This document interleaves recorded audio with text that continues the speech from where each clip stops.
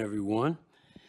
I'd like to welcome everyone to City of Gary's Board of Zoning Appeals public hearing for Thursday, February 8th, 2024. In calling the meeting up to order, I'll have council help us out with roll call.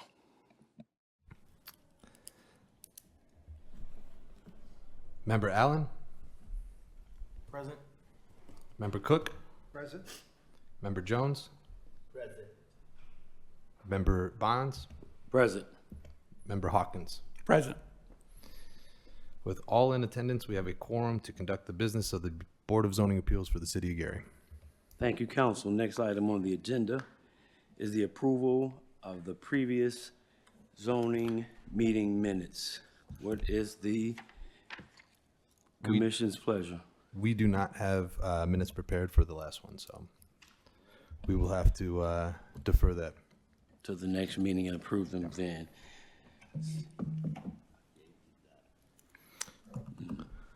Next item on the agenda is the election of officers. And for this portion of the meeting, I will turn over the gavel and authority to BZA's council. Okay, so we need to elect the officers for the BZA. As a part of that, the first portion of this, I need to take nominations. So nominations at this point are now open for the election of the BZA officers. We will first do president. May I have a nomination for president?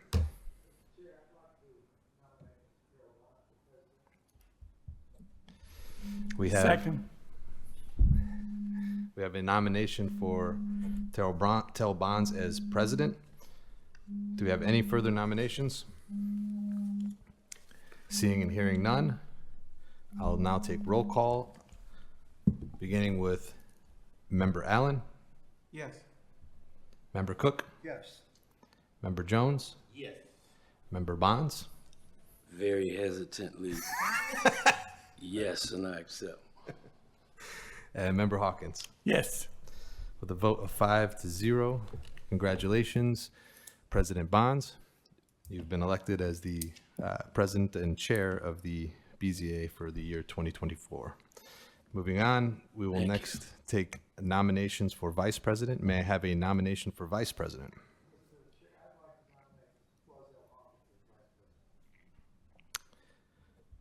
Second. With a nomination for Florzell Hawkins as vice president.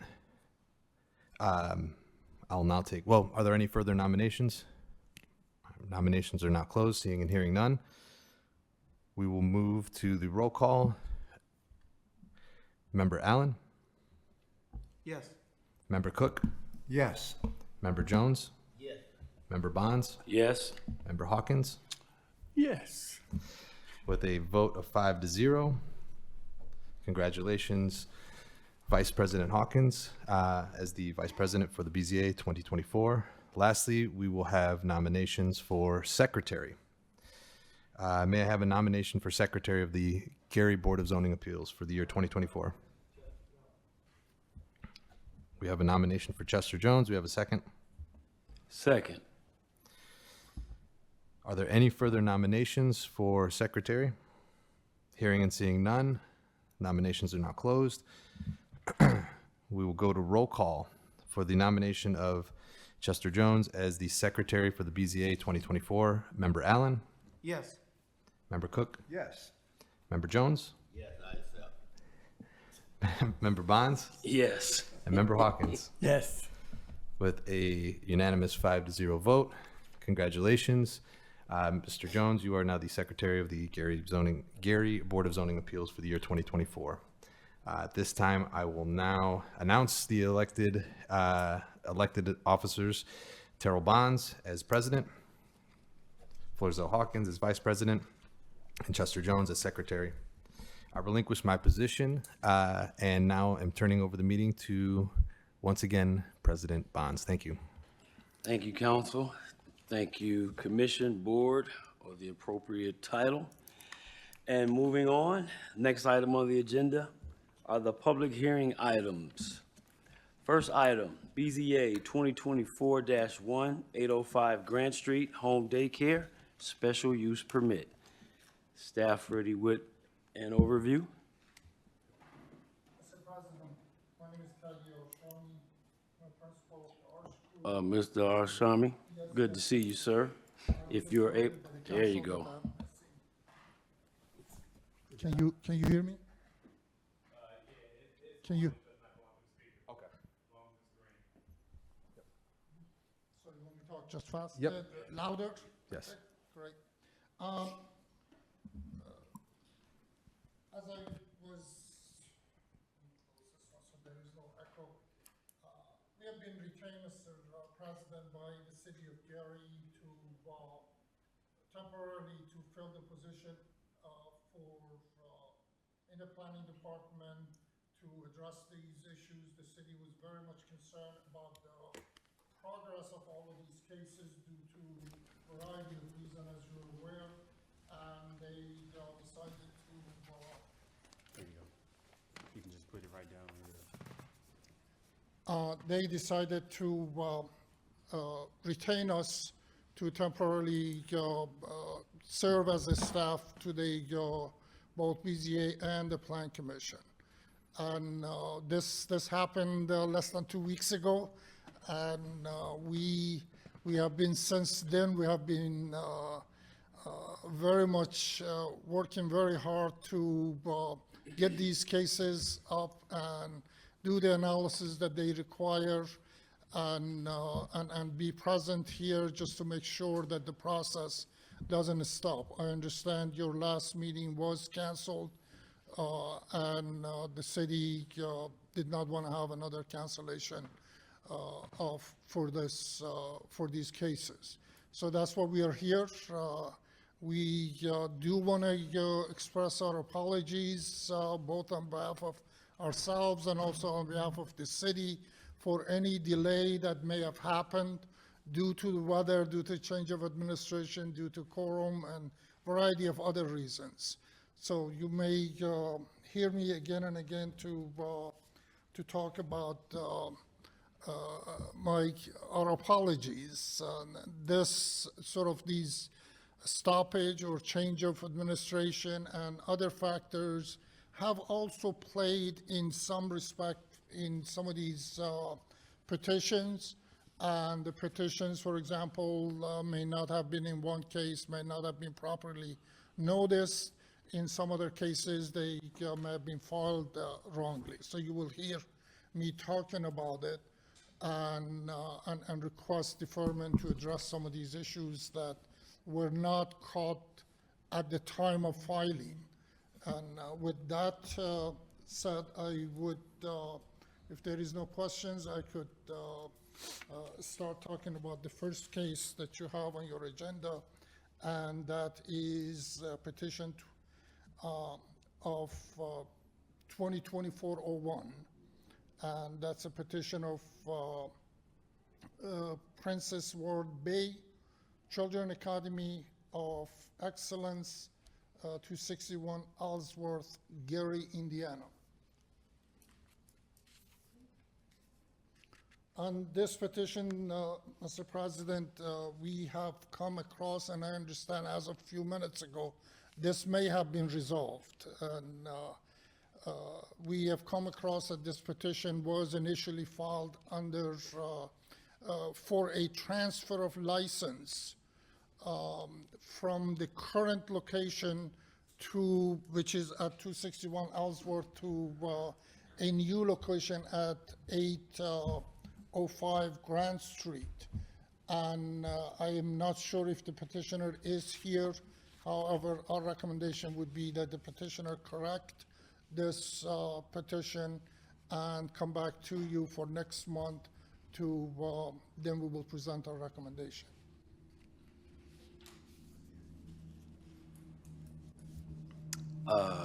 Okay, thank you, Mr. Arshami.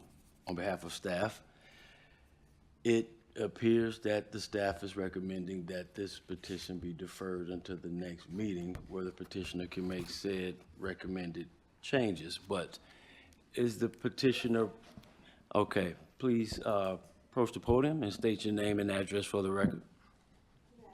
Green light. Hi, Princess Ward Bay, Children Academy of Excellence, currently located at 261 Roosevelt Street, Gary, Indiana, 46404. You may proceed to get overview of your petition. Yeah, I was listening to him. I'm a little bit confused about the petition. I did everything that was asked of the zoning process. I have currently been a business owner and has owned my childcare since 2017. And the petition was just to, I'm moving to a different location. However, when I did it, she just told me that I would have to do, everything over, go through the process of, doing the paperwork, paying the fees, submitting everything to the board, justification letters, everything, to get the process started. So this is where I'm at, so I don't really understand about everything he was really saying, if you can enlighten me about that part. Thank you, Ms. Ward Bay. I do believe staff who can also provide a bit more overview. It seems as if the petition is to transfer the license to another location. However, that's going to necessitate some additional work. Counsel? So I think it sounds like what it ultimately, I think what was originally submitted demonstrated that, to Ms. Ward Bay's point, she was moving locations. I think it was confusion as to whether or not, you can't just transfer it. Essentially, she had to go through the process all on her own. I think that was the confusion with Mr. Arshami as far as what he was looking at, and I think he was waiting for the petitioner to provide different information to demonstrate, hey, this actually, we have to do this a different way. It has to go through the actual whole special use permit. Mr. Arshami, were you able to review the submission in light of the criteria, the 7 points criteria as for a special use permit? We have not analyzed or assessed it on those criteria, but just based on the fact that it was, the petition had written in a way that it was a transfer of a license to a new location. What we would like for the BZA to consider is for the staff to communicate with the petitioner, perhaps revise and amend the petition, and come back to you for your review next month. Okay. I have a question. I'm confused. So for the sake of, here's the issue. This is a home daycare as it currently exists. Yes. If we're transferring, which is not probably the correct terminology, the license or the zoning to another location, the problem is it then still a home daycare? So if it's a home daycare, the only way that we provide it for a special use for a home daycare is if the individual lives in the home. Otherwise, you have to get a use variance because you're changing the complete use of the property. You're not, it's no longer a residence, being used also with the special use permit approval, with the, listed as such. You're changing it so you can use it for that specific purpose, that's not listed there. And we've had that come up quite a bit. A lot of times people buy houses and they just think I could just turn it into a business. And if it's not also being occupied full-time by the petitioner, or it has to be occupied as a residence and then also just happens to operate a business. A lot of times those are home offices, you have dentist offices, you have attorneys' offices, tax preparers, nursing home, assisted living, daycares, things of that nature. I mean, there's entire lists of it, so. Which is what I understood, and I'm gonna let you speak in a minute, Ms. Ward Bay. Yes, So thank do you understand what Mr. Pohl just said? Right, and I do, and that's the point I'm going to make, because working with Najina, she had already explained that. So I had already provided her with all the documents that was needed, that stating that this is my property and I do live here. This is my single dwelling. So we had went through all of that. I provided her each and every document for those things. So the, And so she told me that I had to go through the whole zoning process, that I couldn't transfer. So that's why I had to end up presenting her and going through the whole process again. so I think ultimately what we have here though is, it sounded like they were working through that, and then because of that, staff did not get a chance to evaluate it. So staff doesn't have a recommendation at this time, and the request is to defer. I mean, at the end of the day, that's ultimately where we're at. So, Ms. Ward Bay, this is essentially what's being said. In order to have a home daycare, you have to live in the home. Exactly. Not your fault. There have been some staff changes. The problem is, do we know that you were living in this home, and are you now living in this home? What's that scenario? You don't have to answer that. Yeah, I get what you're saying, though. I totally get I'm it. going to ask you not to answer that. Oh, right no, now. I'm not. What I'm going to suggest is Work with staff. work with staff so that this could get ironed out, so that you're not given a result that you may not desire at Okay. this time. Okay. That's probably what's best. That's what's the recommendation being made. So you don't have to say anything else unless there's something else you want to say. No, I just want to say, I mean, I know it's probably changes going on, but I am working with staff. Okay.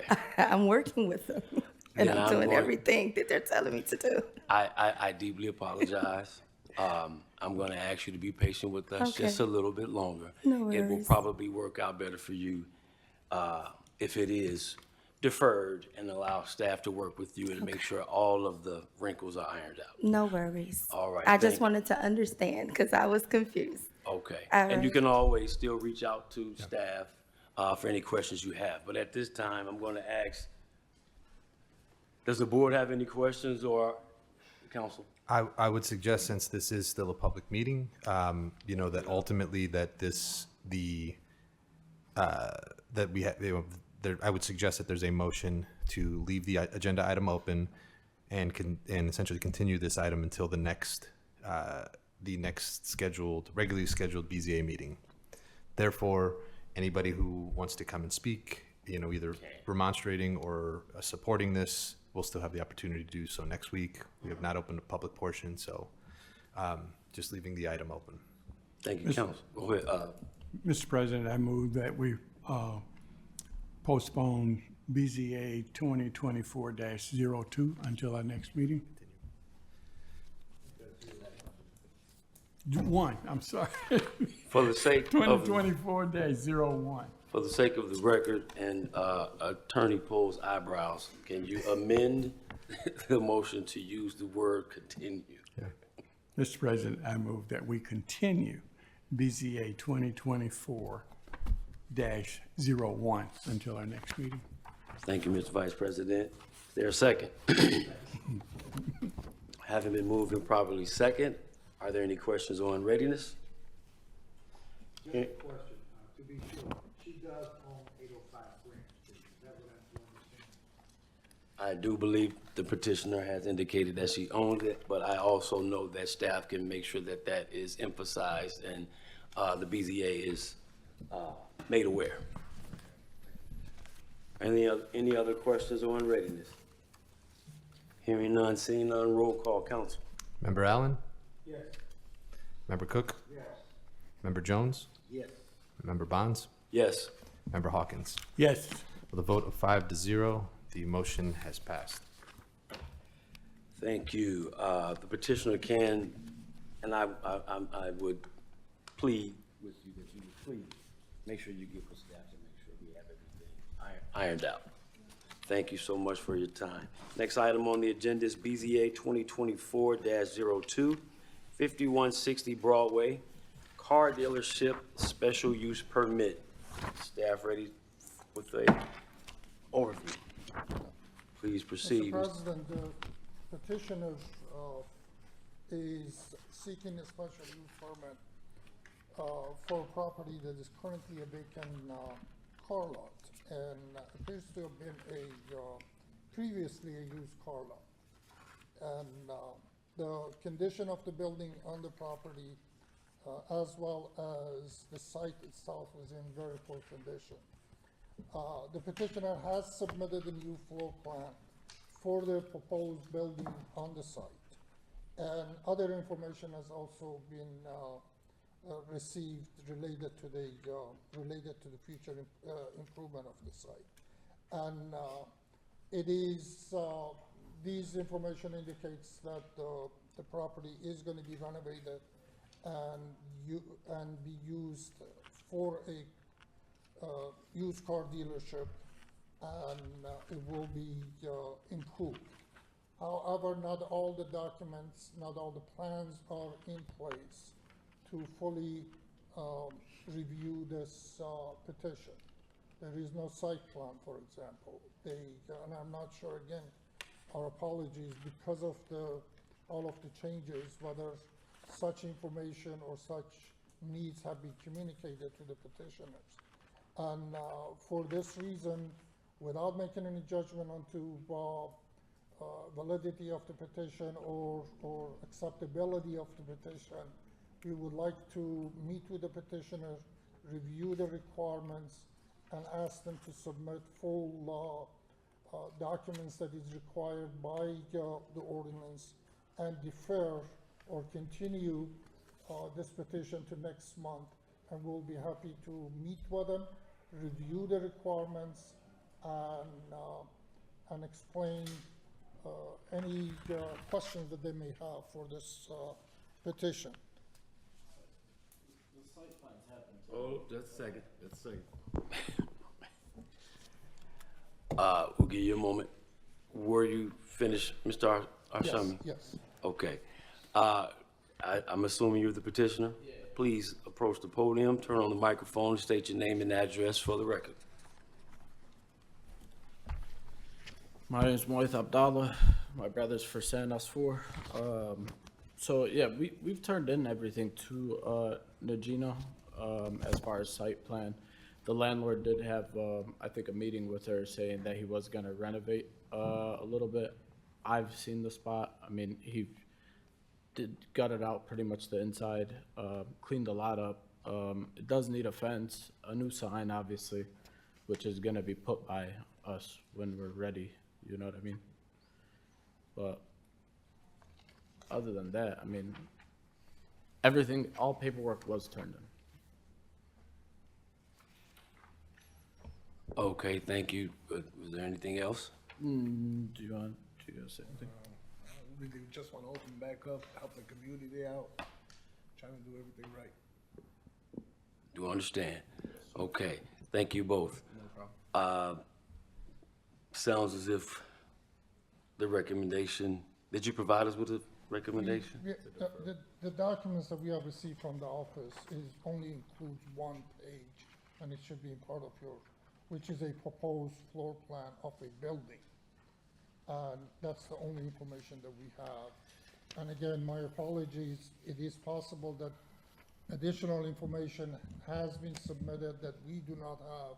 It's not in our possession. That's what I wanted to meet with them and review all the documents that is required by ordinance before we make a recommendation. Counsel? So if I can, ultimately with each petition, particularly this one is a special use variance. There's qualifications and criteria that has to be followed. There's 7. Every time we go over one of these requests, we have to follow specifically the ordinance that Mr. Arshami is referring to. So while he may have a floor plan, there's obviously there are other criteria that include, demonstrating that there's adequate utilities, access roads, drainage, other necessary facilities, that it would not impede or substantially alter the normal or orderly development. That there have been measures that have been taken to provide access management, ingress, egress. Given that this is on Broadway, I'm assuming that is, when we say ordinance, is just for clarification. Anybody watching, listening at home, And obviously to the petitioners, I'm assuming that's what staff is basing the fact that they don't feel comfortable making a recommendation yet because that's what they want to discuss with the petitioner, I'm assuming. So is that a fair assessment? Correct, yes, Okay. absolutely. Understood. Thank you, counsel. Are there any other questions or concerns from the BZA members? Okay. Then it appears to be staff's recommendation, Mr. Asfour, did I pronounce that correct? That we also continue this petition to allow the new staff members to make sure that all of the items are in order, although they may have been submitted, so as to provide an adequate means of making a full and informed recommendation. You understand? It's not being denied, it's just probably more than likely just needs some more time to make sure everything is in the right place. That being the case, I will entertain a motion. Again, this is a public hearing. hearing. So as a public hearing, there is, well, obviously, the requirement that we would, because we were going to essentially continue this to the next meeting, that the agenda item remain open.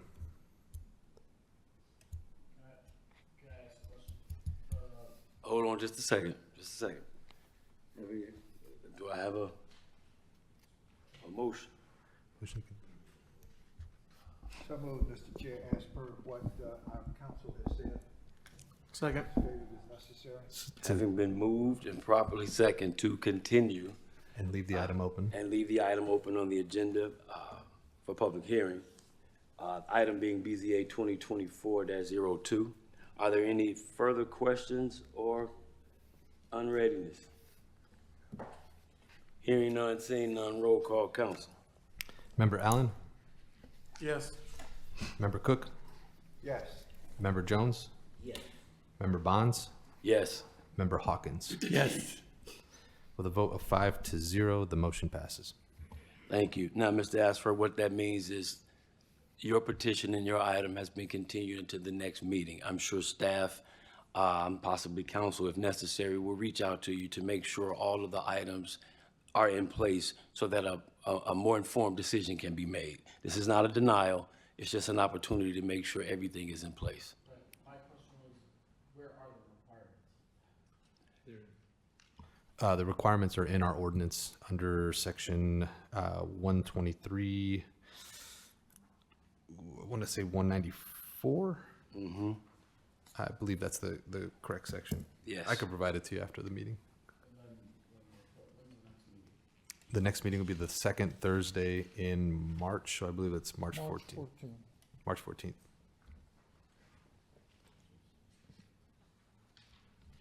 All right. If you have any further questions, I would recommend that you speak with staff to iron anything out that you may have. Because we can't keep doing them back. Mr. President, we will reach out and set up a meeting with them to discuss the petition. Thank you. And we'll do the same with the other petitions as well. Yeah, so I think I'm going to make a blanket announcement here. So that everyone understands, the city has a new administration, Mayor Melton and his team. And we're expecting great things, but also with that expectation and change is a bit of potential inconvenience of the changing of the guard, making sure information gets into the next administration's hands so that they can make informed and accurate decisions. So I'm going to apologize and take responsibility and ask that you give the new administration a pass and allow the newly appointed, hired, contracted BZA staff, who, by the way, is very experienced, to do what they need to do to ensure that going forward, this process is smooth and amenable to everyone. That doesn't necessitate a response. I just want to put that blanket apology out because I'm more than positive the remaining petitions are going to follow a similar pattern. Next item on the agenda, BZA 3, 8525 Lakeshore Drive, residential developmental standards variance, side and rear setback. Staff ready with an overview? I think you can, Mr. President, you can guess our recommendation.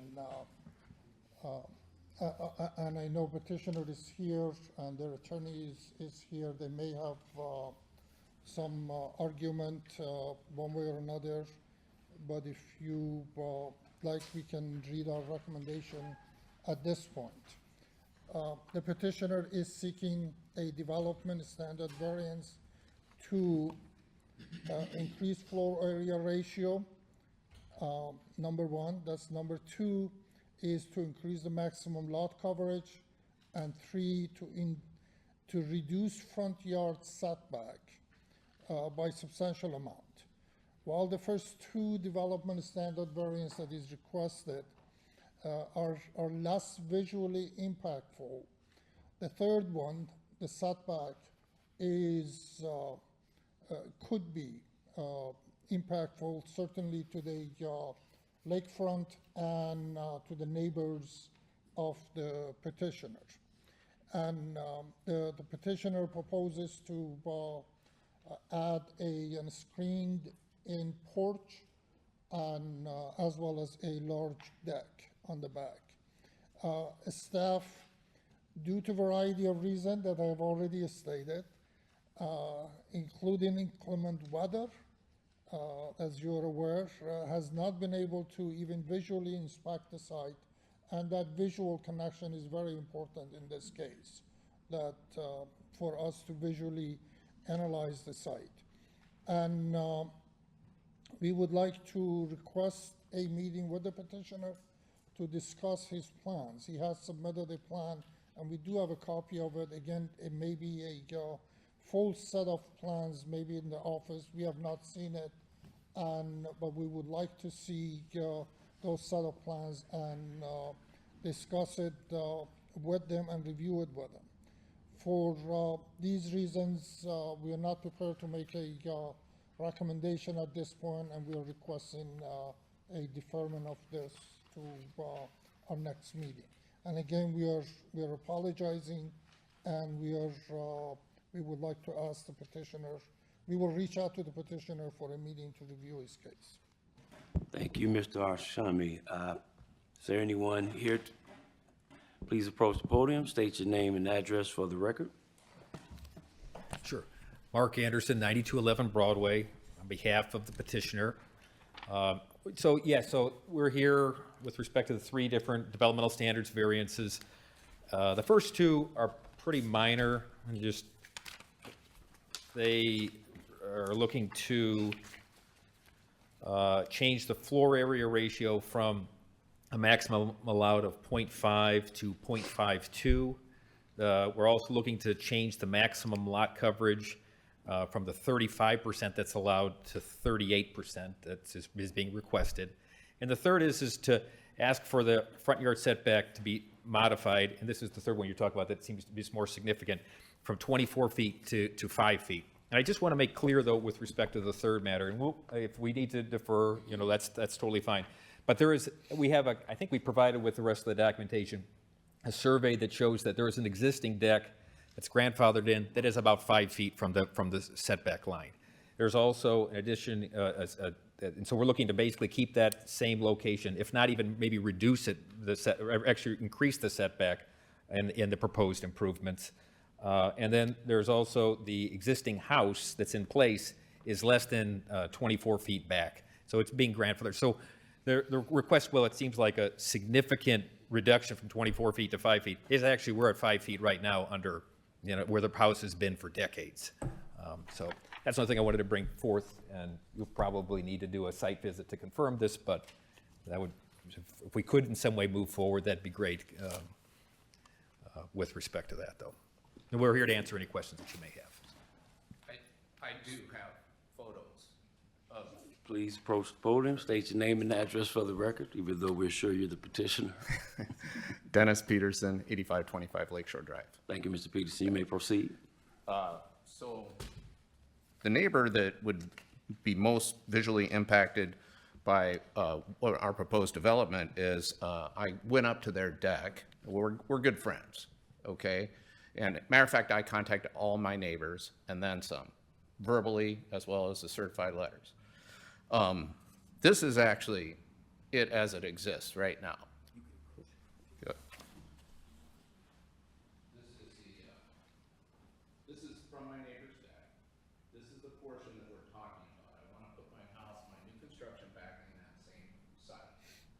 Okay, I want to use the foundation there, okay? The deck is like about 5 feet off of the back lot line. Like I say, it's been there for years, you know? Is this the deck right here? That's the That's already 5 feet from the, Correct.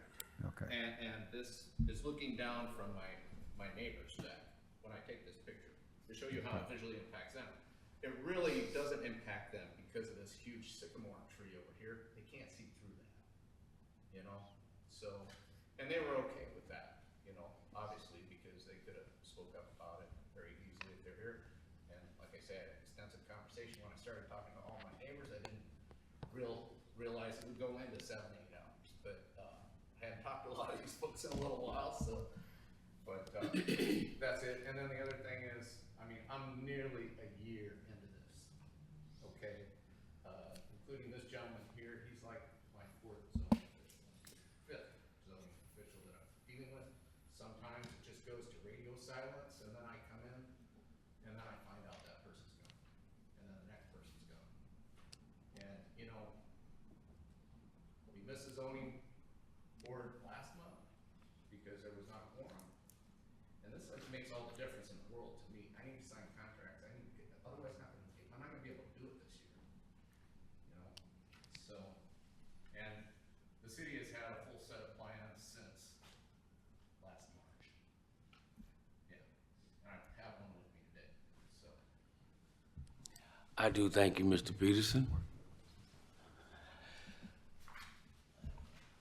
So are there any questions from the BZA?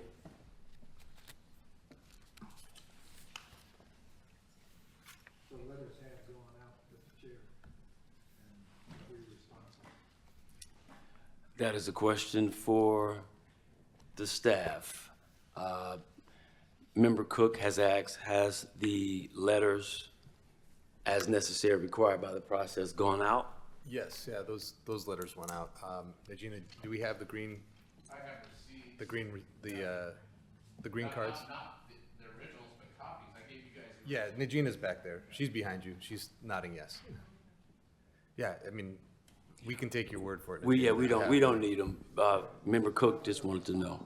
Yeah, when our staff says they have them, we'll take the word for it. What did you say, Mr. Cook? I was just wondering what kind of response you got. Was there a number associated with what was received? I can't remember the number that Mr. Peterson had of the green and white cards.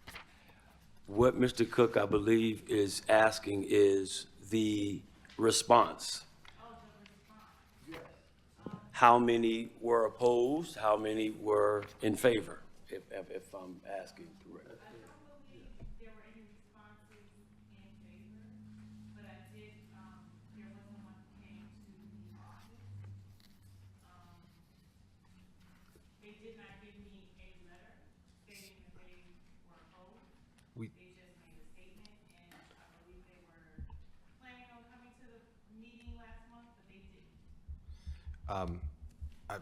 I would say the zoning staff email did receive a one remonstrance letter in opposition.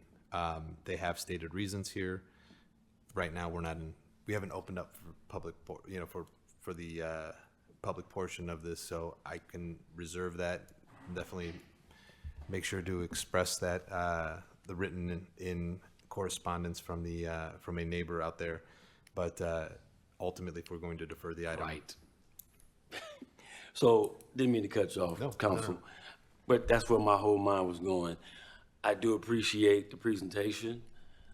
Based off of staff recommendation, it's good practice, because you may have to do it again, depending on the recommendation that is being made and how the BZA ultimately moves.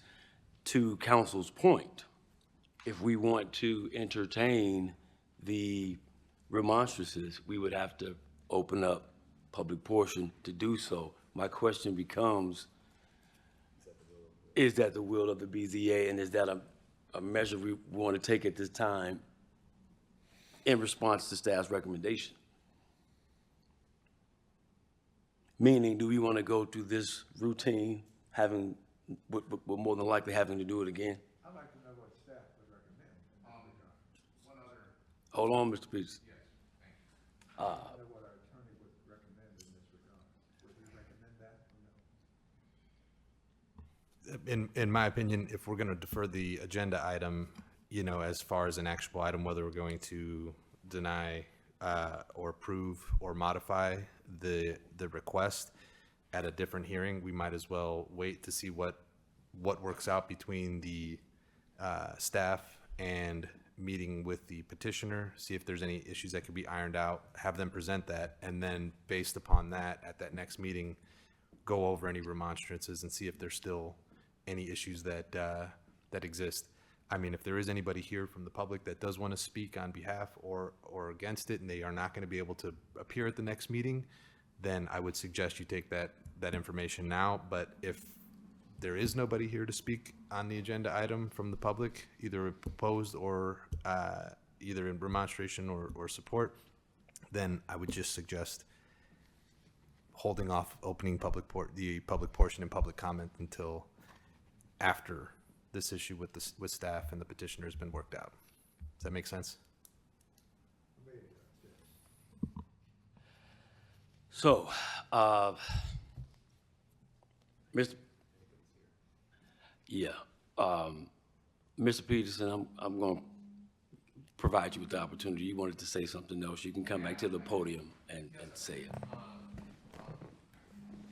Former Commissioner David Stahl, A.J. Bittner, the two of us worked together on this, and I know that Mr. Pohl was involved in this as well, and all three recommended for approval of this matter. Okay, and I kind of feel like I understand we're changing administrations and all this, but it's a year. Next month, it's a year for me. And I've been on this thing the whole time. So I kind of feel like the city had all this time to do whatever diligence they have. I'm presenting you with photos. And I did my part. And this is really jeopardizing my project for this year. And who knows if I'll even do it next year. It's just, been put through the ringer on this, so. I do understand, Mr. Peterson, and I am most sincerely sorry about that. I do apologize. Having said that, I do not think it will take another year. But the incoming administration and their newly positioned staff deserve the opportunity to give you the appropriate attention you need. It is not your fault it fell between the cracks again. I am so sorry for that. I don't know that there's anything else we can do other than the recommendation being made and ensuring that immediate due diligence is provided to Mr. Peterson given the circumstances he's been placed in. Mr. President, I can assure you that if we receive the information and have the ability to have conversations with the petitioners, we will try to resolve all the issues that may arise. As you mentioned earlier, we are aware of that there were 14 notices that were sent out. Only one objection was received, and we are aware of that. And but this case does require, it's in very sensitive area of the city and does require further analysis and conversations. And again, I'd like to express my apologies for this. We do want to also look at if there was you indicated there was a case last year that there was a staff recommendation for this. approval of this petition, we would like to see that and send it to us. And we would also like to have, if you could, send us those extra pictures that we do not have, that's not part of your petition. We would like to see it. We'd certainly like to come and physically review the site. Thank you, Mr. Arshami. Mr. Peterson, let me say this, and I'll put my name on this. I know you're frustrated. I would be frustrated. I wish there was something I can do. The one thing I can do is I promise and I assure you that it won't take another another year. There will be responsiveness. I can tell you this without making it seem like I'm speaking ill of the previous administration. I've never seen this BZA during my tenure this well attended, number one. Number two, the building commissioner is a part of the BZA. Number three, the city's chief operating officer is with us in the audience and is hearing everything that is taking place. And I'm more than positive Mr. Suggs won't mind me speaking on his behalf. We will ensure that you will have responsiveness. A matter of fact, and thank you, Chair, and I certainly apologize to the BCA, and I appreciate your energy and your effort. This is unfortunate that you are having to face the disappointment. And I want to thank also Mr. Shami for engaging with us. This is unfortunate, and I personally apologize. And again, my name is Michael Suggs. I'm the Chief Operating Officer for the City of Gary. You don't know what you have until you get it. And unfortunately, when we arrived, we had some opportunities to be responsive to the needs of the community. We are trying to show up those opportunities and do things in a disciplined manner. And I can appreciate your frustration. I am building a house near you currently, and I've had some challenges myself. But that being said, I will make sure that we are accountable and responsible and responsive to the needs of the community. But we have to do it in an organized manner. These gentlemen are putting their reputation on what they're voting on. And unfortunately, that didn't happen until they saw it in front of them.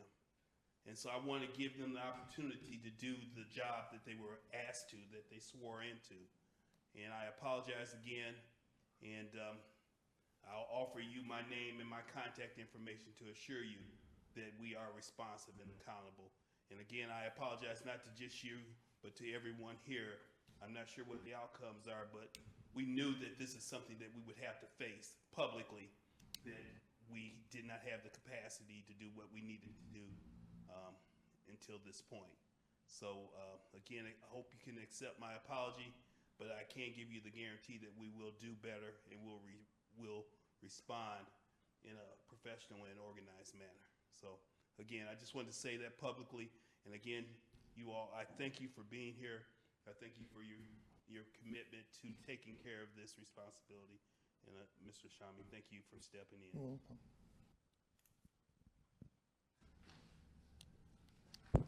Mr. Peterson?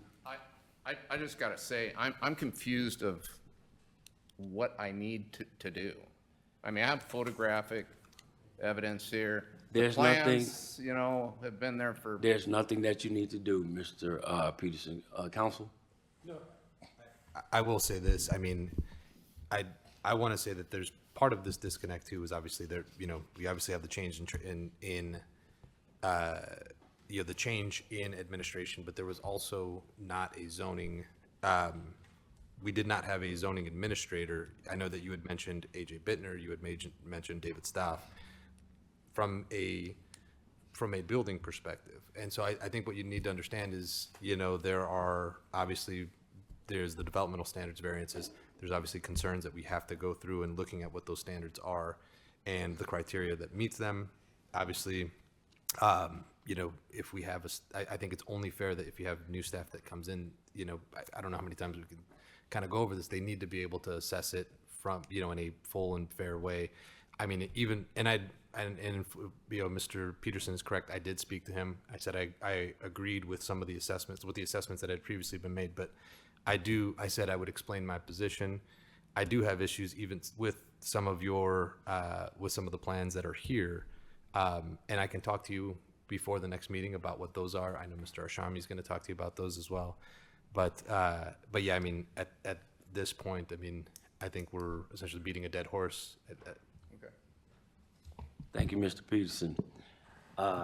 Having heard, we didn't open up, did we? Okay. Having heard all of the discussion and recommendation from staff, what is the BZA's pleasure? Mr. Chair, I recommend we defer BZA 20-24-03 until next meeting, until staff has had an opportunity to review all the relevant and pertinent information so that the justified decision can be made. Having been moved and properly second, are there any other questions on readiness? Hearing none, seeing none, roll call, council. Member Allen? Yes. Member Cook? Yes. Member Jones? Yes. Member Bonds? Yes. Member Hawkins? Yes. With a vote of 5-0, the motion to defer passes.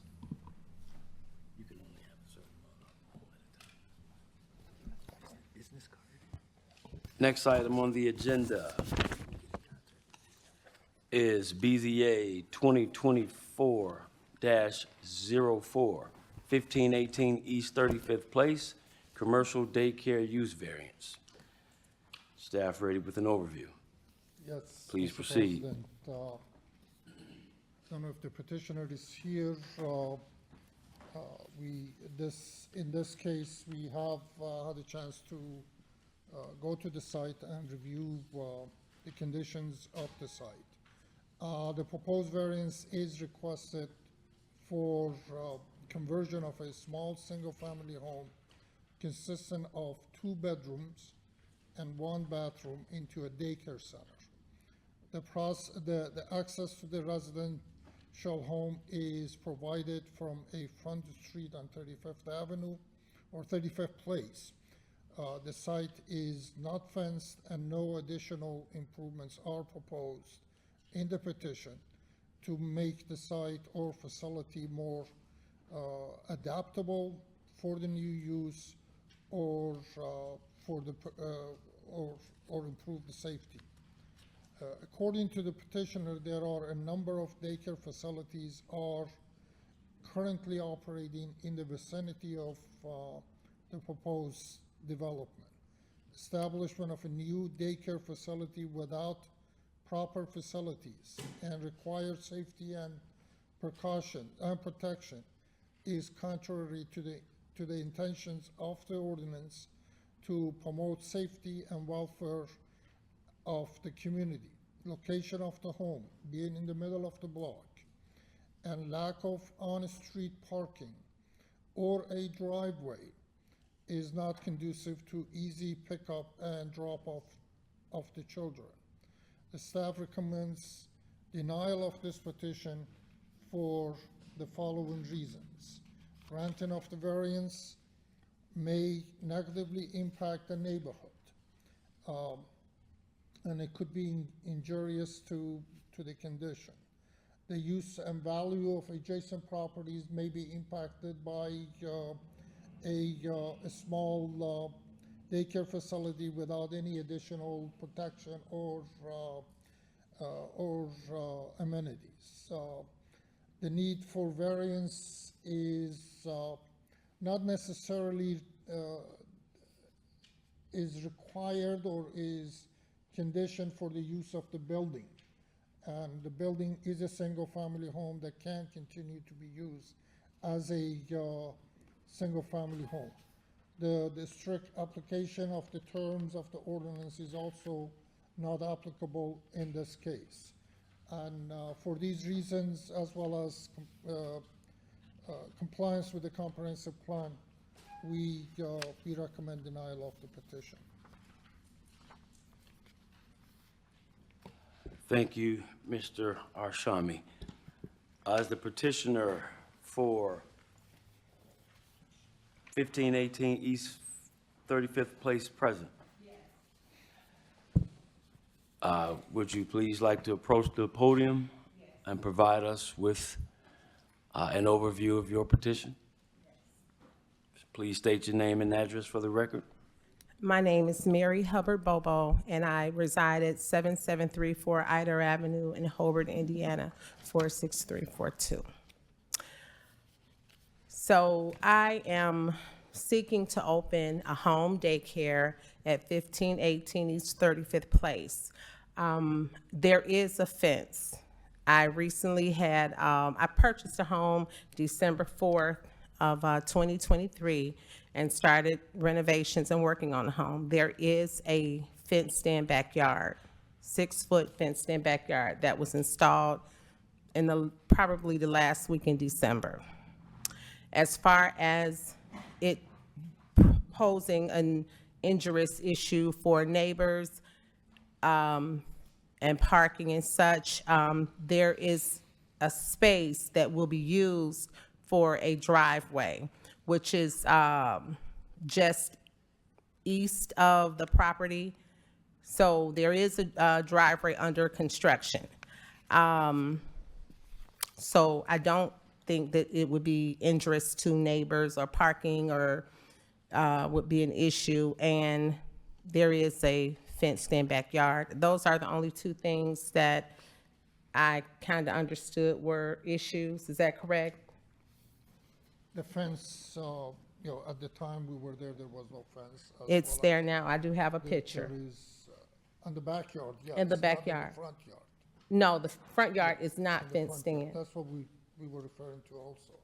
So I would just like to understand that there's a requirement for a front fenced-in yard.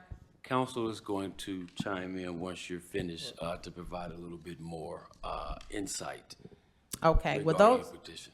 those were the only two issues that I understood that was issues. And if there's anything else that I should address, I will now.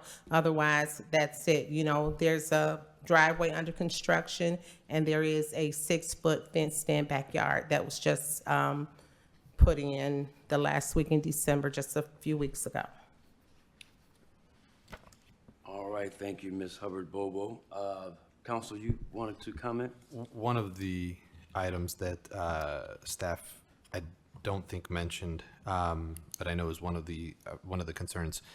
The petition is for a use variance, and with the use variance, it is a higher standard. And it's the requirements there are a lot more strict than a special use. And we discussed this a little bit earlier on in the meeting. With a special use permit, there are the criteria that are there that are more about what the impact is, compliance with the comprehensive plan, things of that nature. The use variance, one of the items that stands apart from the special use permit, is the requirement that the applicant demonstrate that sticking to the zoning requires a unnecessary hardship. And so ultimately, that is something that, with the use variance, in order to change the use of the property, there has to be it has to be demonstrated to the BZA that by not allowing her to change this, that's a hardship on her. Then it is not necessary, and it's not tied to a financial hardship. A lot of times, people will buy houses or buy a property where they intend to use it for a specific purpose, start putting money into it, and then seek zoning approval for it, and then say, well, now I'm sunk into this. I've got more money into this now. That's not a hardship. The hardship would have to be something related to the actual property. So, a lot of times, for example, there are, something that might have been for example, a non-conforming use, a legal non-conforming use that lost its legal non-conforming use status over time because it was discontinued or something of that nature. Then later on, they say, okay, well, I want to use this again as that. Well, you have to go through the process, and it would have to get a use variance because it wasn't listed as under the special use list. So that would be demonstrative that the property was kind of built and designed for a specific purpose. A lot of times we have a hard time finding hardships with residential homes. Residential homes are supposed to be used as residences, not as businesses. Obviously there are some exceptions, and those typically come with the special use process. I think it's a tough burden for an individual to demonstrate an unnecessary hardship based on, in the residential setting. So that's one of the things that I definitely wanted to make sure to explain to the BZA as well. I know that this is an issue that's come up in the past, but for our new members, this is a discussion that comes up somewhat frequently. That's actually what I wrote in my notes. Ms. Hubbard Bobo, you said you live in Hobart? I do. I think what will need to be further explained to petitioners is when it's no longer a home daycare. It's a home daycare when it is your place of residence. If it is not your place of residence, which is essentially what some of what council was explaining, it's no longer a home daycare. It then switches to a commercial or business use, and it faces a different set of state mandated requirements as well as city-created ordinances. It's a different set of hurdles. I'm not sure you understood some of the legal language that council probably said. The hardship is essentially, we may need to explain that to her again, but, I understood. okay, I you did? did. You did? I don't agree with it, and it's not a per se financial hardship. I understood your point to that as well. So the only thing I can say to that is the only thing I could think of as far as a hardship is that there's a need. There is an obvious need for high quality daycare homes in Gary. And that is known and demonstrated through state data. There's not enough of high quality home-based or any type of daycare. I currently own 2 other daycares that are level 3 homes, and they are, I've passed every benchmark, and I'm on my way pre-K certified. I'm providing early childhood education to children in our community. So that is the only thing that I would probably seek out as a hardship. I do understand that it's a business, so no, and I'm not worried about, I've already sunk money into the property, so I really want to make it a daycare. That's not the issue. I'm trying to bring high quality childcare and early education to children in our community who needs it. So it's not so much about the money. This is my passion, and this is something that's needed. And it is a hardship, not per se for me. So, it seems that this is just a move to not allow me and other child care providers to open home-based daycares in the city, which I don't understand why that would be an issue. That's just my opinion, because I understood your opinion that maybe I didn't understand what he was saying. That was your opinion. So I'm just stating mine as well. That's fine. It's not, let me be clear. It's not an attempt to stop you. Here's what the public doesn't understand, I think. Correct me if I'm wrong. The problem is not wanting home daycares. The problem becomes changing the residential nature of neighborhoods to a commercial use. It's not that we don't understand that there's a need, but the need by state statute as well as city ordinance has its proper places for those services to be delivered. Not to mention in the event that it is also in opposition to the city's approved comprehensive plan. So if the city has a plan to move in a certain direction and that is in opposition, then it can't be passed. Go ahead, Council. Just to respond very briefly, you're absolutely right. There's a huge need for daycare, for high quality daycare, for early childhood education. And, you know, obviously the city supports you in every endeavor, ensuring that we can help you get a business started here. But to President Bonds' point, you know, the request is ultimately to this board as to change the zoning use of that property from a residence to a commercial.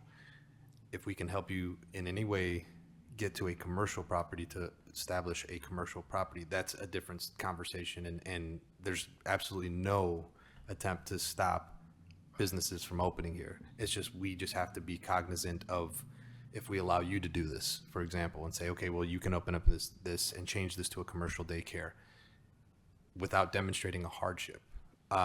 Ultimately, that becomes the standard, and everybody that comes to this board then can say, well, you guys are obviously not enforcing you're not enforcing your rules, you're not following your own rules, and that, you know, if petitioner Hubbard Bobo didn't have to demonstrate a hardship, then how come I have to? And so we have to universally apply all of these standards, and so you know, we can obviously dedicate ourselves to working with you to help you find a different place, but I think from the staff's recommendation, and it's, again, this is going to be up for a vote for the, you know, for the BZA, so you'll be able to make any arguments you want, but ultimately that's why the staff has to approach it in that way.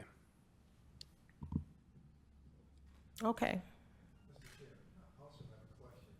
Staff mentioned, although very briefly, that there were other daycares in that area. Now, heretofore, we've had just the propensity to have.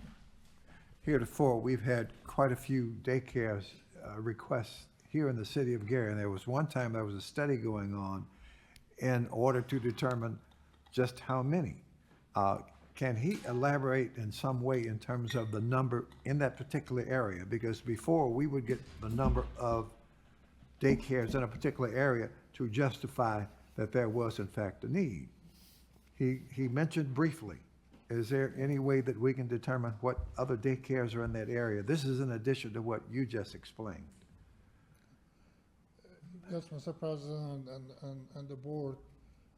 Although you see me here talking, I have some other folks that are doing those sorts of research in the office. And we actually have one of our staff members here, Imran Khalid, is here and taking notes, and which he used to work here. Based on my understanding, I don't have a specific numbers, but based on the research that my staff has done, my understanding is at least there are 4 different residential home cares. This is a little bit different in the vicinity of this site. The city had at some point inventoried the daycare centers in the area, and I believe my information comes from that survey that was done by the city. That's what I wanted to hear from you. A survey had been done, and there were times we would get a fairly accurate account of the daycares in a particular neighborhood. And as I recall, that particular area had quite a few. So I'll just leave it at that. But I know that when we say that the city does need, I'm sure Mrs. Bobo offers excellent service. No question about that at all. However, this falls back on whether or not there is a dire need or a need for another one to be granted. Thank you. Well, I would just like to say there is a need. Just if there's been a survey or research to say that there's 4 in the immediate area or how many ever there are, has there been a survey to find out what the need is? Because I own 2 of those home daycares he's probably mentioning out of the 4, and they both are full. And I have a wait list. So there is definitely a need, and you know, I know that there's data that's already been done. I recently applied for a grant a few months ago through the state of Indiana, and the research shows that in this area, and I want to make one other point, and although there might be saturated daycares in Gary, in that particular area, I would say that there's not. There's a map on the indiana.gov website that shows you every licensed home daycare in that area, and it's not saturated. Like I said, I own 2 of the 4 that I think he mentioned, and they are both full. And there is a need, and again, I have a wait list. So in doing a survey for how many homes there are, let's do a survey on what the need is. Thank you, Ms. Bobo. While the question is, not yet, we're not in public. Pertaining to her, pertaining to. What, not, no, that's not right, not now. We can probably open it up to public portion and then let you speak, but not yet, hold on. While Mr. Cook's question is valid. While Mr. Cook's question is valid, that's still not the basis of the decision.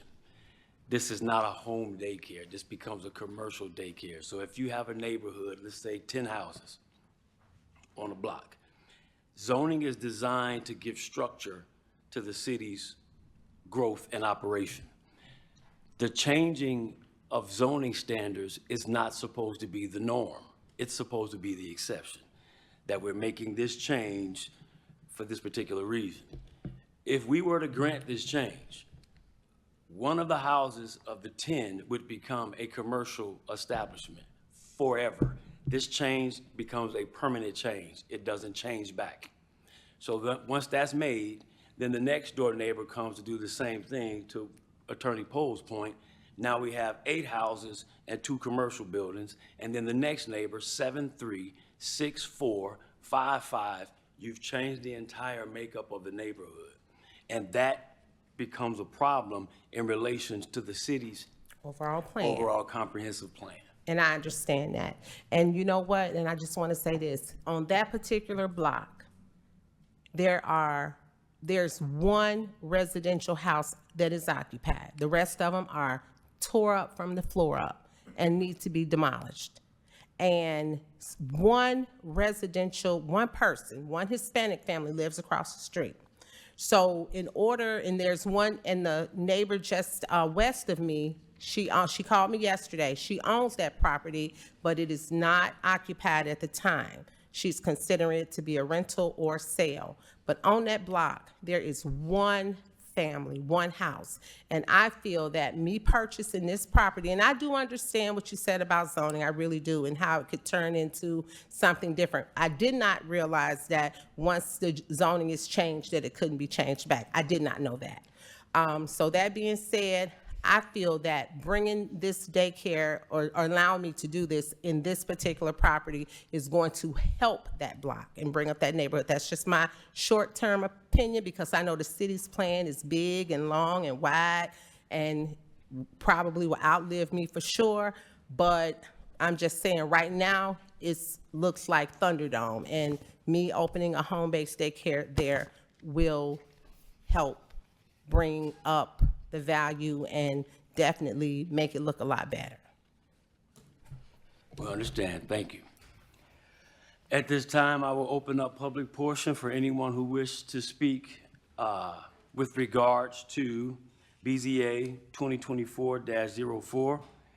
Is there anyone in the public who wishes to speak with regard to BZA 2024-04? Please state your name and address for the record. My name is Katie Brown, and referring to her 1518, but I own the property. Ms. Brown, name and address, please. My name is Katie Brown. Right, and I'm address. currently at 2221 Rhode Island Street. Thank you. You may proceed. And I'm referencing to the apartment next to the one that she just mentioned, which mine is 1510, next door to the one that she's making daycare. And it's currently vacant, but I'm in the process of doing some work to it to make it a rental property again. So that's what I want to make known. And many of the houses that once was occupied there is torn down, and only a couple of them, 2 or 3. And the one I own, the one that she's want to make daycare, and the one across the street. Those are only 3 houses occupied. Well, I can't say occupied. That's Present. Yes, thank you. Yes. Yes, So ma'am. I just want to make it. As of now, I will in the process of making mine possible to for a rental. Okay. That's Yes, all I ma'am. wanted to make aware. Since she did notify me that she was making the house 1518 a daycare. Okay, Okay. all right. Thank you so much. Unless you weren't finished. Oh, I'm done. I'm done. I Yes, didn't ma'am. even know it was necessary that I made a comment at all, but then that you just had said it had to be a community, and this is residential, and that would affect my property being residential and that next door being community. So, Commercial. commercial. Yes, right. ma'am. Yes, Okay. ma'am. I understand. Okay, well, We thank you. thank you. Thank you. Thank you so much. Is there anyone else from the public who wish to speak with regard to BZA 2024-04? Anyone in the public who wish to speak? Hearing none, seeing none, I will declare public portion closed. Having heard the recommendation of the staff, overview by the petitioner, as well as commentary from the public, what is the BZA's pleasure?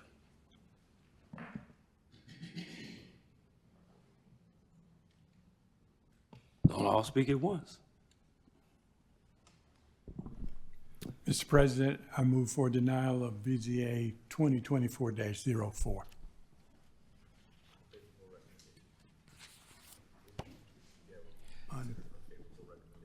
Mr. President, due to an unfavorable recommendation, I move for denial. It's been moved that the BZA accept the unfavorable recommendation from staff. Is there a second? Second. Having been moved and properly second, are there any questions or unreadiness? Hearing none, seeing none, roll call, council. Yes. Member Cook, Yes. Member Jones, Yes. Member Bonds, Yes.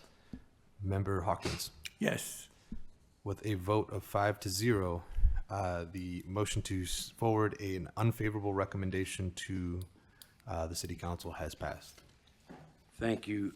Ms. Hubbard-Bobo, if you have any additional questions or concerns, I would recommend that you speak with staff regarding any alternatives or any further, what word am I looking for? Further things that need to take place. Thank you. Next item on the agenda, BZA 2024-05, 1325 through 27 East 37th Avenue, towing and storage facility use variance. Staff ready to provide the overview. Mr. President, I was informed just a few minutes ago that this petition was not properly noticed, and I would like to request that this petition to be taken off the agenda, if that is the case. I know Regina is here, and she can perhaps provide you with additional information. Okay, looks like the petitioner's here. Hold on just a minute, sir. Counsel, Yeah, I mean, if it wasn't properly noticed, then we can't take action on it. Yeah, I mean, then, you have to have any action taken on an agenda item that requires public notice has to confirm that the public notice was properly done according to Indiana statute, so. okay, so what is staff's recommendation? Well, not the recommendation, you've obviously provided what has to happen. Are you the petitioner, sir? Yes, I am. Please approach the podium, state your name and address for the record. Good afternoon, everybody. My name is Jamal Rogers. My address is 130 East 49th Avenue, here in Indiana. It's green. Repeat it so that they can record it. My name is Jamal Rogers. I reside in the city of Gary, 130 East 49th Avenue. Okay. Yes, we got you. Did you want to say anything? Yes, I've been working on this project currently for approximately 2 or 3 years in the city of Gary, and I'm kind of confused on what he's saying is they improperly notified. I follow every step that was told to me to follow. I've done everything. I have my proof. I'm sure everyone here that's from Gary know the location. Used to be Affordable Towing on 1327 East 37th Avenue or Ridge Road. It was previously a tow yard ran by Ronnie Major, and I purchased it from him. And what I'm trying to do is, make it another tow yard and storage facility. Due to the hand of him leaving it to me, I had to change the paperwork over and take care of everything all over again. So that made me have to go back to getting it rezoned again. So as far as my understanding, I've done everything I was supposed to do to get it rezoned. Didn't understand how did it go back to a residential property when there's commercial property on the right side of me, which is my border. Across the street, there's a gas station right there. I have the paperwork that's showing that Ronnie Major has been in business since 1998, and he currently he's not there now, but has nothing changed. There's not been no residential houses or nothing like that been put in the neighborhood or anything. So how did it end up going back to residential in the first place? And all the letters and the notices, everything has been sent out for the publication. The sign is still up there stating that the meeting will be last month, which you all canceled. The sign is still there. I have pictures of it in my cell phone. I could provide it to everybody. I came up here, I showed it to Najina, which Najina has been working with me back and forth, hand in hand, no matter what it was. She told me. I left the same day, came back, got it taken care of. My receipts, I spent money. I've done the zoning thing, the use variance, whatever, the $500. I worked with the previous person, but Najina has done everything she can do. She follow up on email, so we have everything a trace. But I don't understand how you all saying it wasn't properly notified, because you all can talk to Najina. She is thorough. When I tell you a person does their job, she comes back and forth. She relays the message. She does everything, and she want to dot her I's and cross her T's at all point. So I done everything she asked me to do within a timely manner of that day, even though I had more time to do it. I haven't. So any questions that you all have, as far as the location, the pictures, the receipts, I have everything right here. I thank you, Mr. Jamal Rogers. Rogers. I do not think what you're presenting is a problem. Okay. I think we need to determine the not properly notifying or proper, we need to proper notice is what we say. Okay. So we need to determine what happened or didn't happen, number one. Number two, the reason why I probably went back to a residential, council, correct me if I'm wrong, there is a time limit where if the establishment is no longer functioning, after a certain period of time, it reverts back. Am I correct? Correct, that's correct. So to Mr. Rogers' point, he was talking about essentially the property was grandfathered in as a non-conforming use because the property had existed as a tow yard for several years prior to the implementation and zoning of that area and that particular property. That property was just zoned. That area was zoned residential, but the property owner was allowed to continue to use it as a tow yard because it was a tow yard beforehand.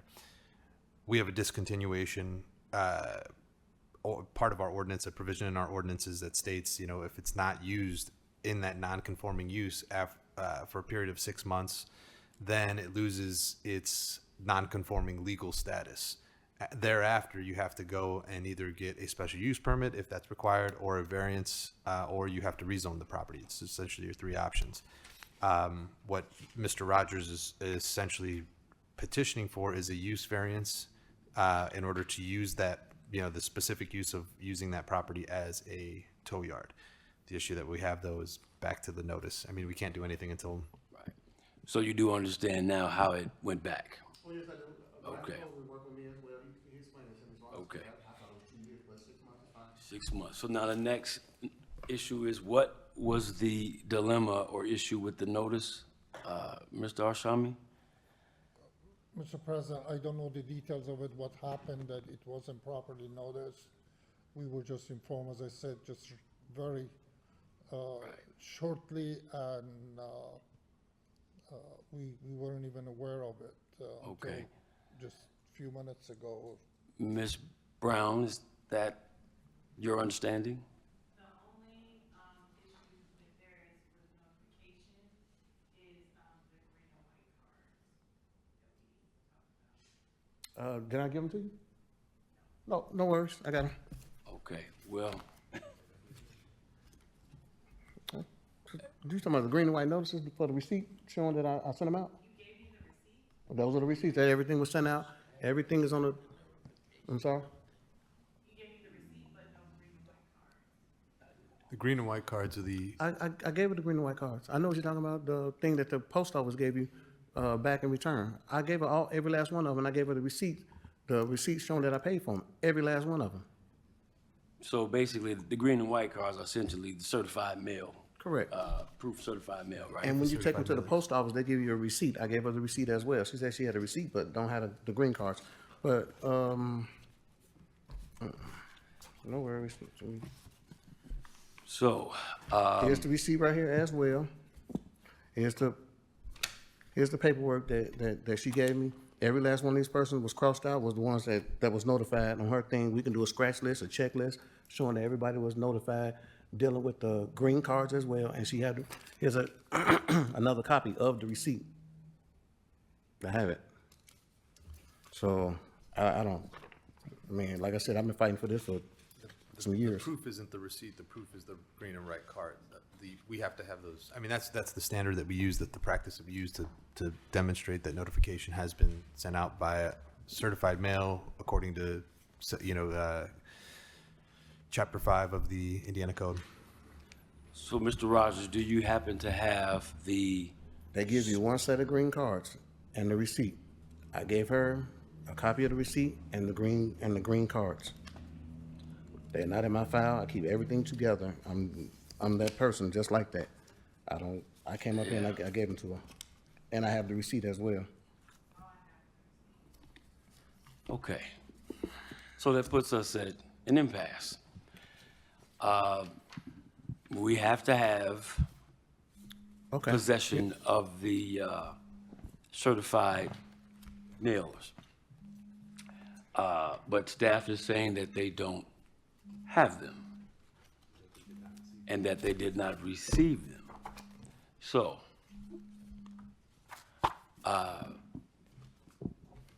I'm not sure how much wiggle room we have here other than to continue until, Okay. or, Excuse me. I'm sorry. I mean, interrupt. Go you. ahead. What time are y'all leaving? Because I have it here in about 5 or 10 minutes. It's not even a problem. or do we conditionally, Rodney know how- hold on, Mr. Rogers, what is council's recommendation from a legal standpoint? From my standpoint, I mean, we have to deal with the items as presented right now. I know that Mr. Rogers wants to go home and get them, but I don't think that that's probably going to be appropriate today. I won't leave, but I mean, you know how I operate. I get it done in real life, right then and there. When you say it, I move, and I'm dead serious. Like when she said that, I'll make a move. I don't do that, man. I don't believe this, like in real life. Mr. Rogers, I know that you've been tenacious in this, but ultimately that was something that had to be submitted prior to the meeting. I mean, there has to be time to, we can't take documents on the fly. We have to have them prior to the meeting. And I gave them to her, So- but, okay, so I'm understanding it's gonna be continued again It's to gonna follow be, month? it's gonna be This continued. is unreal. We have 2 more items to go through. I don't think you're gonna be able to make it back in enough time, nor would I encourage you to drive that fast and put yourself in an unsafe manner. However, I mean, ultimately the issue is if there is an issue based on notice, it's essentially it's a poison pill for any agenda item or action on agenda item. It doesn't matter whether or not they fully agree with and want to recommend favorably or unfavorably. It puts you in a position where that can ultimately be your agenda item can be undermined by somebody who opposes. And it's essentially not legally proper to continue with it unless you have confirmation that notification went out and has been acknowledged by the BZA. So continue. Yeah, and leave the item open as an agenda Leave item. an item open. And then make sure that Ms. Brown and Mr. Arshami gets the cards. please. I don't think it's an issue other than that. I don't think the recommendation, well, I'll just stop there. Could you please bring the staff the cars, Mr. Rogers? Not a problem. When is the next meeting? The second Thursday of the month? Yes, but I would suggest getting those cars in their hands well before and asking any other issues or items that You all could don't open impede. till 8:30 tomorrow? I'll be here 8 o'clock, like last time. I don't play, I do that. All right, thank you, Mr. Rogers. We do apologize. Next item on the agenda, BZA 2024-06, 1621 Tennessee Street. Oh, my God, we did not vote, I'm sorry. What is the BZA's pleasure? Mr. Chair, I make a motion that we continue this at the next meeting where there's all the appropriate paperwork can be submitted. Having been moved and properly second, are there any questions on readiness? Hearing none, seeing none, roll call, council. Yes. Member Cook? Yes. Member Jones? Yes. Member Bonds? Yes. Member Hawkins? Yes. With a vote of 5-0, the motion to continue and leave the agenda item open for BZA 2024-05 has passed. Thank you, council, and thank you, Pastor Jones, for reminding me. Now, BZA 2024-06, 1621 Tennessee Street, Commercial Assisted Living Facility. Staff prepared for the overview. Mr. President, the special use permit is requested to establish a home-based facility for an assisted living dwelling unit or assisted living facility. This facility, called Mildred Assisted Living, will serve senior citizens on a daily basis and will be providing administrative, housing, meals, medical care to the at least 4 individuals on a daily basis. The current use of the building is a single-family home with 3 bedrooms and 1 bath in a stable neighborhood. The petitioner has not provided any documentation or information about the operation of the facility, any amenities that may be included in the facility, and the services that will be provided in the facility. For example, is there an in-unit improvement? Assuming each one of these bedrooms will become a unit of residence for the future residents. On-site parking or caretakers' quarters, and as well as detailed construction plans that are required for a senior facility, and nor the petitioner has provided health and license information related to this facility. The staff finds the facility to be inadequate for the proposed use and find the following. Granting the special use will adversely impact the welfare of the community. The special use permit will have negative impact on quality and value of adjoining property owners and the community.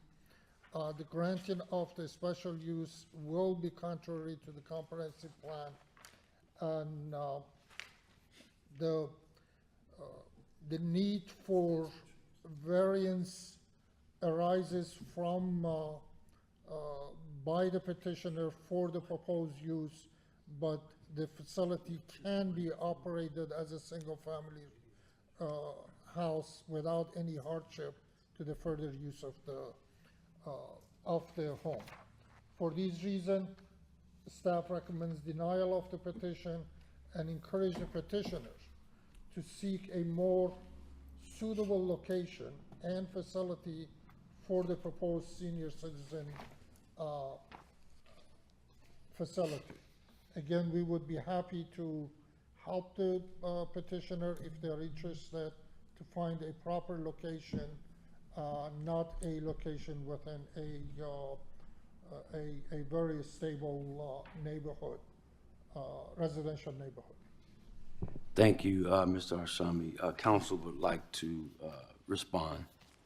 Just briefly to add to Mr. Arshami's recommendation, there was some confusion. I think he was stating that this was a special use. This is actually a petition for a use variance. Again, I know we've talked about this a couple different times. Those are two different there's two different criteria for each type. I have spoke to Mr. Jones. I did inform him, as I have the others that have tried to open these commercial uses in a residential building, but do not live in the building, therefore changing it completely from a residence to a fully commercial use.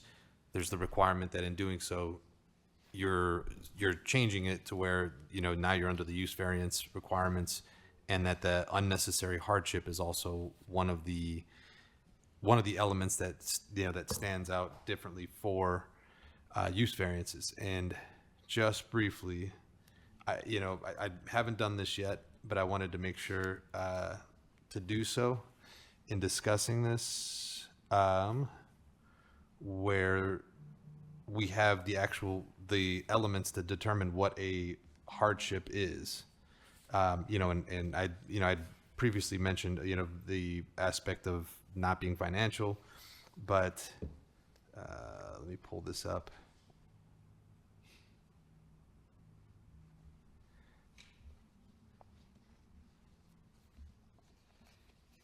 Oops.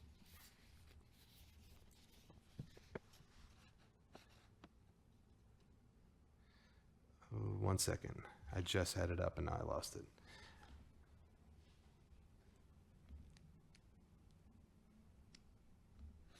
In making a determination as to whether a hardship exists, the Board of Zoning Appeals shall take into consideration to the extent the following conditions, all favorable to the applicant or appellant, have been established by evidence. Number one, that the particular physical surrounding shape and topographical condition of the specific property would result in a particular hardship upon the owner or distinguished from a mere inconvenience if the letter of the regulations were carried out.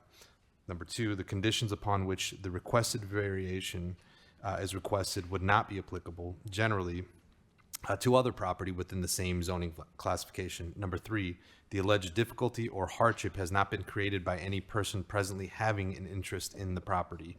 Number four, the granting of a variation will not be materially detrimental to the public welfare or injurious to the other property or improvements in the neighborhood. Number five, the proposed variation is within the purposes of this chapter, but more specifically, but not limited to the following: it will not impair an adequate supply of light and air to adjacent property. It will not substantially increase the congestion of the public streets. It will not increase the danger of fire. It will not endanger the public safety, substantially diminish or impair property values within the neighborhood, improve access management, or will not negatively impact or affect the ecological or scientifically significant natural areas, fish, water life, habitat, etc. So when we talk about that hardship portion of it, all of those have to be in favor of the appellant. So it's a tough burden, and for reasons as Mr.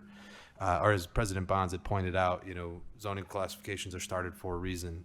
We want neighborhoods to look like neighborhoods. We want business areas to look like business areas. So it is tough, but ultimately that's the criteria for which we have to apply. With President Bond stepping out for a minute, I guess we will take a short break.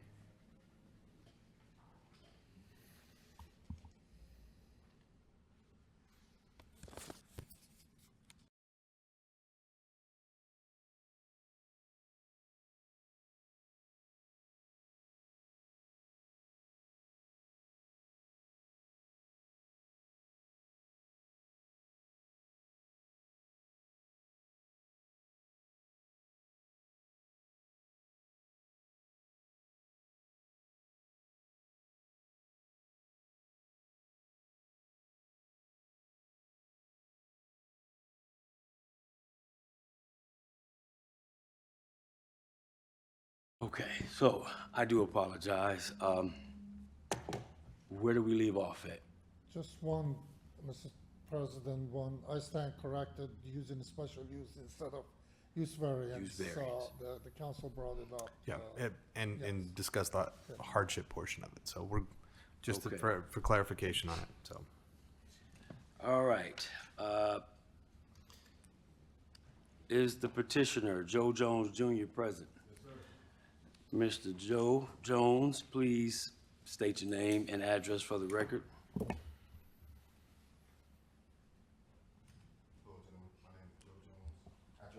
Turn on the mic. All right, my name is Joe Jones, 1621 Tennessee Street, Gary, Indiana. And I'm looking to open up an assistant daycare, assistant living facility at my existing home. I've been there 7 years. And I'm trying to give the seniors a place where they can feel comfortable and live in peace and dignity. I have the experience. I would like to address some of the adverse. You said it isn't. You said it would operate. You said with traffic and there wouldn't be any additional traffic. Maybe one extra car there.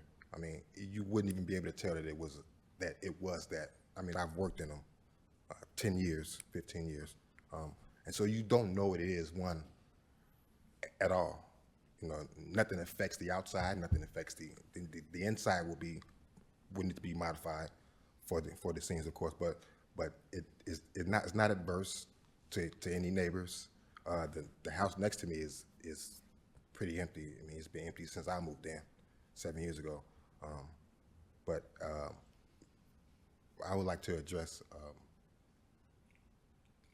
some of the issues that he has brought up. First issue, you said that it would the property value. I mean the hardship property area. The hardship. The first one is the particular physical surroundings, shape, or topographical condition of the specific property involved would result in a particular hardship upon the owner, as distinguished from a mere inconvenience if the strict letter of the law. So essentially, applying it here, you're talking about that there would be a hardship if because of the shape and the surrounding area, if you weren't allowed to have an assisted living facility there, that would be a hardship as the property owner, and it's a very hard one to demonstrate. So for example, if it was, if you had it's hard to come up with something right off the top of my head, but ultimately, if you had a property that, because of the surroundings, it had to be used for this particular use, that doesn't necessarily apply here. My question is operating as a residential home already, correct? So what would change? What would change the neighborhood from this business?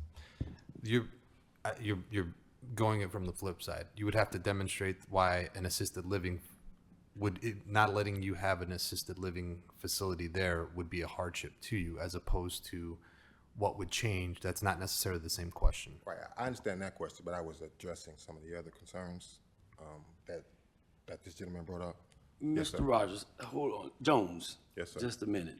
I have a question. Yes, Based sir. off of the change from a use variance to a special use, what was the proper application here? Use variance.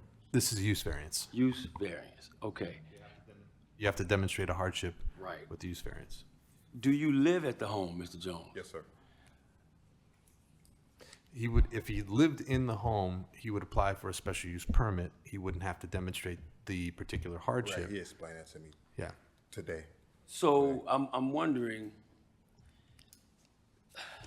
if, as presented, it could potentially face, based off of statute alone, an unfavorable recommendation. Yep. Represented As a and- special As a use. special use, Yep. it may not face the same rigorous criteria. Is that an accurate perspective, counsel? That's accurate, only because an assisted living facility is is listed as a special use in a residential area. There's a list of that we've that in statute we allow certain uses as special uses in certain zoning districts. Daycare being one for homes, home offices for tax preparers one, assisted living, nursing homes, those are one. So if there was an application for special use permit, that would be different. They're also treated differently. Use variance, that's permanent, obviously for for that particular specified use that's not listed as a special use permit. If he were to reapply as a special use and demonstrated that he did live in the home, it's his home, it's his homestead or whatever, that would be a different criteria, different review, different analysis. I can't advise you, Mr. Jones, but perhaps you should reconsider. I understand. It was explained to me earlier. That was the first time that was explained to me. But should you wish to traverse down this path still, we certainly can, if staff has already made, which they did, a recommendation. So, counsel, it's the petitioner, at this point, it's an agenda item. We have to take some action on it. If he wishes to withdraw the petition, we can withdraw the petition. We can make a motion to withdraw the petition at this point. It's an option he has. Otherwise, we have to move forward with either deferral, modification, accept, a favorable recommendation or unfavorable recommendation. Right. So, before I ask this body to take action, Mr. Jones, I think you need to make a decision. So, if I withdraw it, then I have to start the process over again with the special use. And if I don't withdraw it, it's been denied here, but you guys still push it through to the next decision, correct? No, almost. You can withdraw, resubmit, and have a more potentially favorable, by statute, opportunity to succeed and proceed. Or you can keep the current course, and the statute is already closing the door on you. Staff has already made a recommendation, which is not favorable. I understand. I'll withdraw. I'll come at it again. All right, having heard staff's recommendation, but also having heard the will of the petitioner, does the BZA have a motion?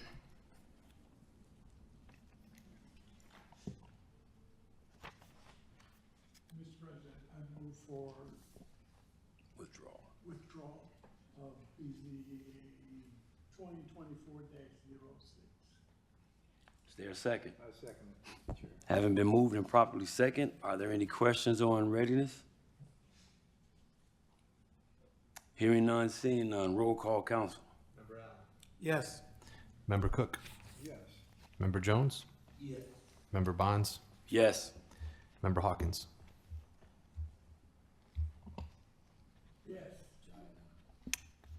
Yes.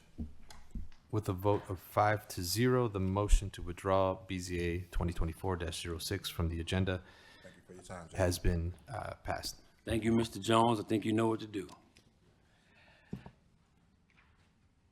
All right, last item on the agenda is a continued item, BZA 2023-08, 1927 Central Drive, Commercial Daycare Use Variance. Staff prepared with an overview. Mr. President, I was informed before this meeting again to some issue by the council related to this case, and I'd like to defer to the council for explanation. So, this is a prior, this is a continued agenda item. Previously, Ms. Sonia Broden had appeared before this body in December of 2023. This is a petition for a use variance. We had opened up the public portion of this. We had gone over the agenda, or the criteria. We had discussed, much like we have with some of the other petitions for use variance, essentially the hardship aspect of this, and that being a large sticking point for whether or not we would allow a commercial daycare to open in a residential home. Some of the discussion I know that Member Cook had brought up pertained to particularly to the concentration of daycares that were in that area. As President Bonds had brought up, that is a consideration, but largely it's dependent upon whether or not the use should be allowed there based on the criteria.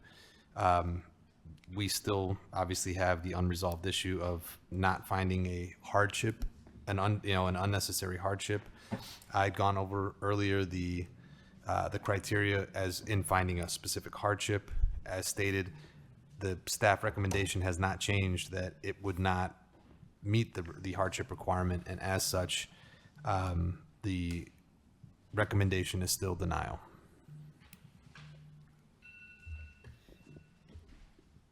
Okay. Did staff have any other comments, or that was enough? No, Your Honor, the issues you have brought up in terms of the fabric of the community and preserving that community character is important, and that would have been mentioned in our report.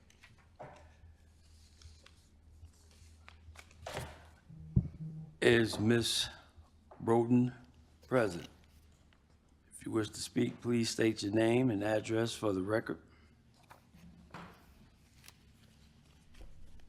Sonia Broden, 4409 Pennsylvania Street in Gary, Indiana. Sonia Broden.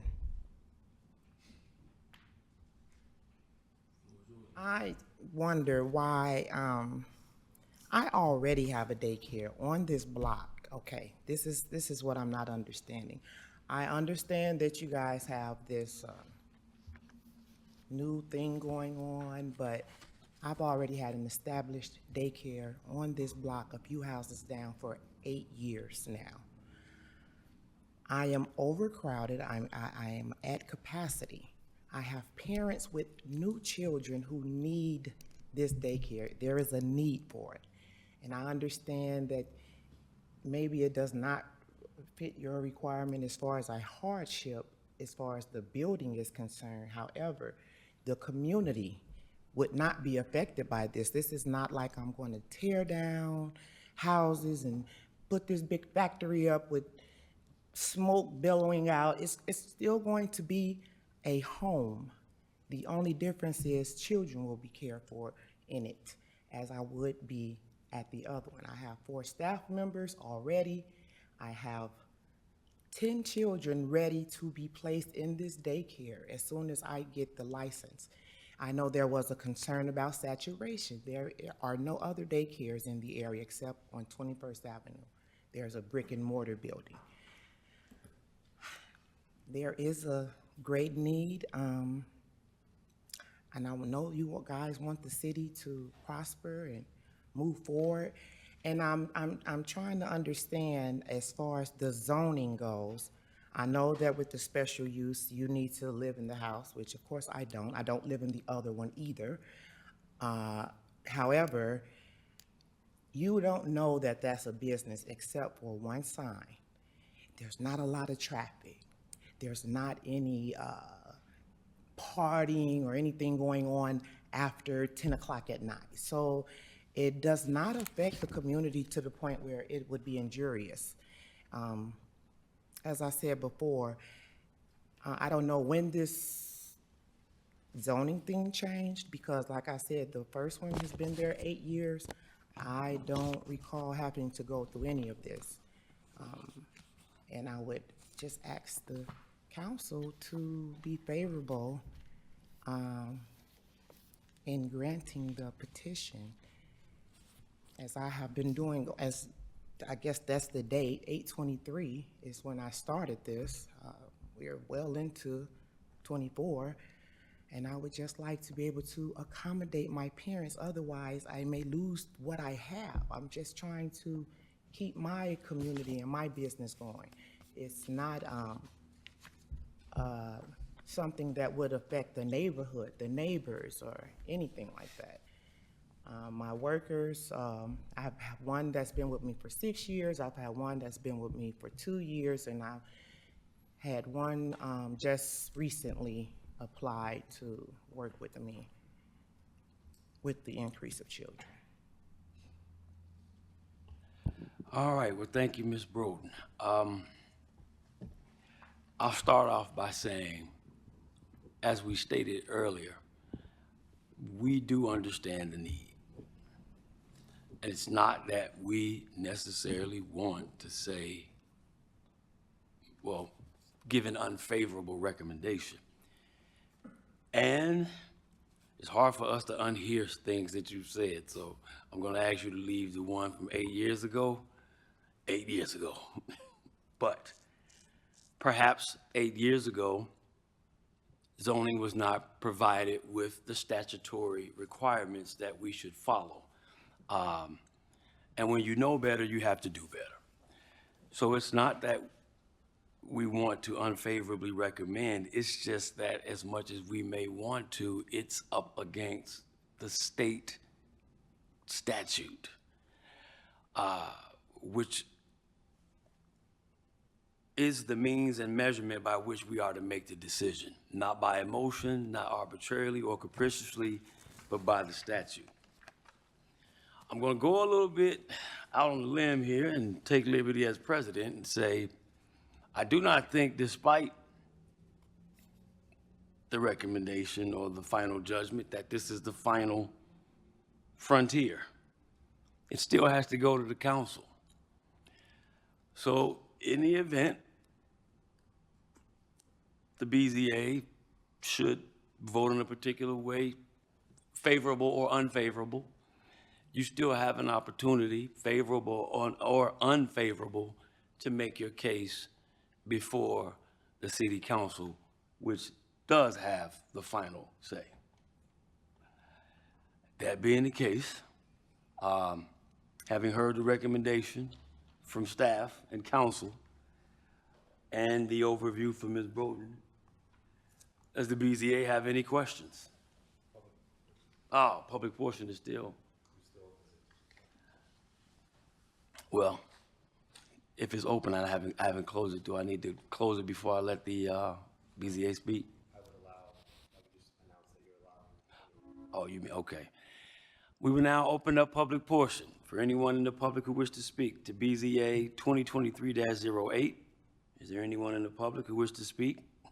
BZA 2023-08. Anyone in the public who wish to speak with regard to BZA 2023-08? Hearing none, seeing none, we will declare public portion closed. Now, are there any questions or comments from the BZA?